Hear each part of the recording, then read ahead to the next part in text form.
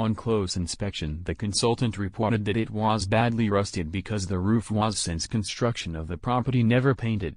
It was apparent that quite a lot of fasteners worked themselves loose, and it might even be that the roof structure was compromised. Unfortunately, a flat roof does not lend itself there to that the structure could be inspected. Furthermore, fascia boards were missing. Work done.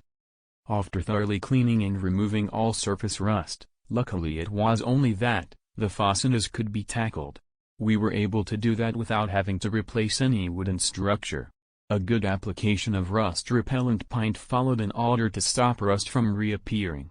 Each and every fastener as well as all joints and plumbous vents were waterproofed with membrane.